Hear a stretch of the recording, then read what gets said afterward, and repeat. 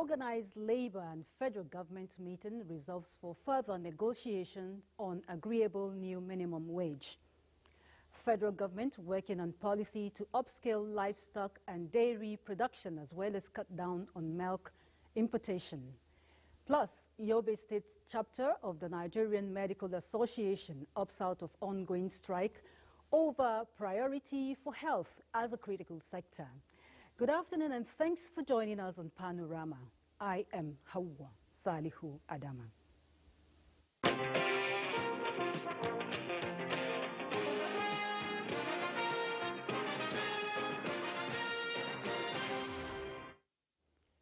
The meeting convened by the federal government with the organized labor held in the office of the Secretary to the Government of the Federation on Monday, June 3rd, 2024, with a view to ending the strike has come to a conclusion with some resolutions. The President of the Federal Republic of Nigeria is committed to a national minimum wage that is higher than 60,000 naira. Arising from the above, the tripartite committee is to meet every day for the next 1 week with a view to arriving at an agreeable national minimum wage. Labour, in deference to the high esteem of the President, Commander-in-Chief of the Armed Forces, Federal Republic of Nigeria's commitment into above, undertakes to convene a meeting of its organs immediately to consider this commitment, and no worker would be victimized as a result of the industrial action. The resolution document was signed on behalf of the federal government by the Minister of Information and National Orientation, Mohammed Idris, the Minister of State for Labor and Employment, Nkiruka Onyejocha, while President Nigeria Labour Congress, NLC, Joe Ajero, and the President Trade Union Congress, TUC, Festus Osifo, signed for the organized labor. Meanwhile, the federal government has again appealed to the organized labor to come back to the negotiating table in the interest of peace and socio-economic development of the country. At a media briefing alongside the Minister of State Labor, Nkiruka Onyejocha, and the Special Advisor to the President on Information and Strategy, Bayo Ononuga, the Minister of Information and National Orientation, Mohammed Idris, insists that Labour needs to consider the consequences of a national strike, of a nationwide strike, and come back to the negotiating table. Federal government, he added, is not an opponent to the ongoing negotiation, but opposed to Labour's demand of 494,000 naira minimum wage that will cost the federal government 9.5 trillion naira annually for about 1.2 million federal government employees only. The auspices of the tripartite committee that has been established by government to fashion out a new realistic minimum wage for the people of Nigeria. As government, we are desirous of a very peaceful outcome, and we will do everything to make this happen.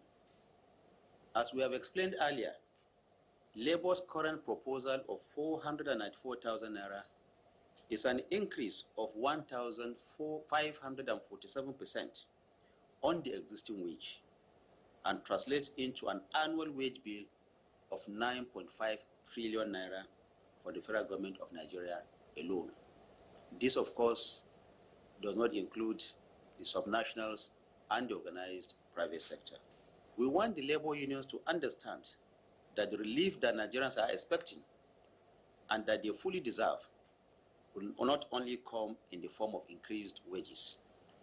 It will also come as efforts to reduce the cost of living and to ensure that more money stays in the pockets of Nigerians. President Bola Ahmed Tinubu is firmly committed in doing what is right, reasonable, and sustainable regarding these minimum wage negotiations. The labor union will organize the private sector and of course government side to come to conclusion, because we can't allow our nation to get into crisis as we speak. What has happened today has brought a lot of hardship in Nigerians. Government spokesperson spokesperson also wants all stakeholders to appeal to the organized labor to embrace ongoing negotiations as the best option to a sustainable industrial peace and guarantee a speedy economic recovery process being embarked upon by the government. And cherry news, as a report just reaching us says the meeting between the NLC and the federal government has agreed to call off the strike for the next 1 week.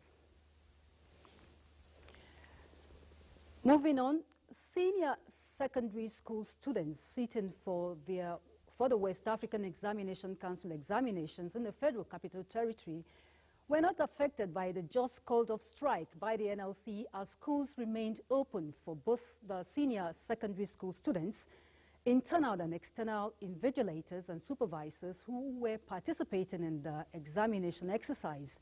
NTA News observed that though there was rather substantial compliance with the strike, Labour kept its promise to exclude schools and students sitting for this year's WAEC examination from the just concluded industrial action. Over now to Hadiza Godwin Ebune. Out here is a strange Monday, a day crippled by industrial action, yet the schools are open for the day's business, even though it is not business as usual. Senior secondary schools are among the privileged few institutions that are exempted from the ongoing strike due to the ongoing senior secondary certificate examination in West African countries. I'm here today and I'm writing my exam and I'm not aware of the strike ongoing, and it's not affecting my senior WAEC. It's not affecting my senior WAEC exam going on. Strike has not stopped the examination. Just like every other examination. It's just like every other examination, but I'm not actually stopping. And for everyone involved, teachers, parents and students, their exclusion from the strike is a sign of relief. So despite the ongoing strike, our examinations are still taking place. It's not affecting us in any way. Despite the strike, we are still commencing on the, I guess, we are still writing the exam. Meanwhile, both primary, junior secondary school students have been sent home and the schools are under lock. Hadiza Godwin Ebune, NTA. The chairman, National Hajj Commission, Jalal Ahmed Arabi, has called on intending pilgrims not to panic as industrial action by the Nigeria Labour Congress will not affect the airlift of intending pilgrims to Saudi Arabia. He made a call in Yola while giving updates on Hajj operations by the Commission. Yusuf Jika completes the report. So far, over 37,000 pilgrims were airlifted to the Kingdom of Saudi Arabia for this year's Hajj exercise out of over 51,000 government-registered intending pilgrims. Been evacuated from Nigeria, already in Mecca, settling down and preparing for the Hajj proper.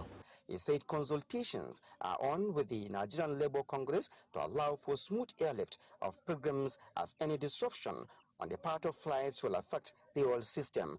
We had made attempt to on our own to reach out to the stakeholders, those that are involved either in the negotiation or championing the strike, as it were. Nobody should prevent NLC from exercising their constitutional right. The process of conveying the pilgrims is part of the pilgrimage. Pilgrimage is a fundamental and cardinal pillar of Islam. Conveyance of pilgrims to the Holy Land is ongoing. It is time-bound, so any disruption of it will not allow the Saudis or make the Saudis to say, well, we'll wait until Nigerians come in. Once the time elapses, that will be the end of it.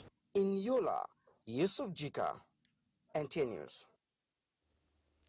Still to come on Panorama, education matters hold sway from the renewed impetus on women empowerment and girl-child education and other stories. Do stay.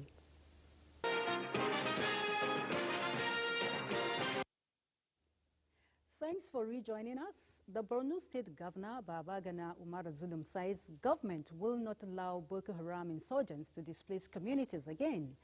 The governor said this during a day visit to Kukawa local government area where he met with military officers in Baga and visited farmlands as part of efforts to resuscitate the South Chad irrigation scheme among other engagements. Mohammed Guni has that. Conventional and social media platforms have carried the purported report of a threat by Islamic State of West African province to Kukau community, giving ultimatum to residents to vacate the town or face attacks. This informed Governor Zulum's visit to Baga, where he held talks with the military officials. Displacement has not taken place in Borno State for the last 4 years, and under no circumstances we shall allow Boko Haram to displace our communities again. So I'm here to discuss the matter with the Nigerian army and then see how we can abort such situation. Other critical issues discussed with the naval commander is the opening up of waterways from Nigerian side to the Republic of Chad to enhance economic activities of communities on the Lake Chad basin. While in Baga, the governor also visited farms as part of efforts to resuscitate South Chad irrigation scheme by supporting farming communities along the shores of the Lake Chad. The state authorities have already subsidized sales of petroleum motor spirit to farmers in the area and provided farm inputs to encourage irrigation farming. As part of continued livelihood support to resettle communities, the governor also presented 7 saloon golf cars and 10 units of tricycles to Nigerian Union of Road Transport Workers, 3 golf saloon cars and 5 units of tricycles to Road Transport Employers Association, while 15 units of tricycles were also presented to Farmers Association. Similarly, members of Fish Sellers Association in Baga also got 5 vehicles to transport their goods to market. The leadership of the benefiting associations, who also received cash support, expressed gratitude to the governor for the continued support to them, saying the support will boost the economy of the area. In Maiduguri, Mohammed Goni, NTA News. To legal matters now, the rule of law is the bedrock of national development and the pivot of just and equitable society. It is in the light of this that legal officers from the National Youth Service Corps converge in Abuja to review the activities in the last 1 year. Dele Atumbi of our judiciary desk completes the report. The National Youth Service Corps is a body corporate established under the extant law in 1973 to involve Nigerian graduates in nation building and the development of the country. As a legal entity, activities of the scheme are bound to be in accordance with the law, as ignorance of the law is not an excuse. The development led to the establishment of the legal unit for the scheme to be proper and fit in line with the extant law that established it. The coming together of all the legal officers of the scheme is to rub minds on the new trends in law and ways to deploy technology to fast-track legal advice. It is intended to broaden the skills, instincts, and horizon of the officers and equip them for more effective service delivery. I urge you to fully participate in the deliberations and come up with fruitful recommendations that will assist management in sustaining its compliance with statutory provisions. The unit also handles litigations arising from the activities of the scheme. Hence, the advice of a judicial officer will serve as a guide. As legal officers, you are the guardians of justice, and your dedication to the noble profession is crucial in shaping the future of our nation. In the next 2 days, participants will be taking a critical look at optimizing the capacity of legal officers for organizational compliance with statutory provisions. In Abuja, Dele Atumbi, NTA News. The rehabilitation and expansion of roads in the Federal Capital Territory is to make commuting easier, open up businesses and ensure safety of lives. President Bola Tinubu, represented by Vice President Kashim Shettima, reaffirms that the renewed hope agenda is committed to prioritizing the lives of Nigerians. Aisha Ubali reports that this was at the inauguration of the Outer Southern Expressway to Ring Road 1, Abuja. This is the fourth in the roll of projects being commissioned by Mr. President. And today we are here at the Outer Southern Expressway, which is known as OSES. Yeah, this road is very, very crucial to Abuja Road Network as it links up to the Inner Southern Expressway, known as ISES, through the Southern Parkway. But something very important about this road is that it has 4 overpasses and 3 pedestrian bridges. The project is about 6.28 kilometers, linking 5 roads, all named after past presidents of Nigeria. And the overview by the Executive Secretary, FCDA, Hadi Ahmed, The rehabilitation and expansion is not only giving FCT a facelift, but most importantly, fulfilling the infrastructural mandate of the present administration. As the Minister of State FCT, Dr. Maria Mahmoud, says this has facilitated economic growth. And hard work have made this project a resounding success, benefiting everyone who calls our city home. FCT Minister Nyesom Wike says since 2013, the project was awarded. It has lingered till the coming of the President Tinubu administration, who gave a mandate that all projects must be completed. For those who think that it is a mere talk, if you come to Abuja, you will know that the leadership agenda is really true, and that is what we're enjoying today. The president, represented by Vice President Chikashin Shettima, says the administration will continue to provide an enabling environment to stimulate businesses at both private and public sectors. And this can only happen through provision of good road networks. Under Wike's leadership, we have witnessed remarkable strides in infrastructure development, urban planning, and sustainable growth in the nation's capital. Under Wike, we have proved to the world that what counts is leadership, and what this nation needs is quality leadership. Before December, the FCTA promises to commission more projects within the area councils. In Abuja, Aisha Uba Ali, NTA News. Now to Ilorin, where the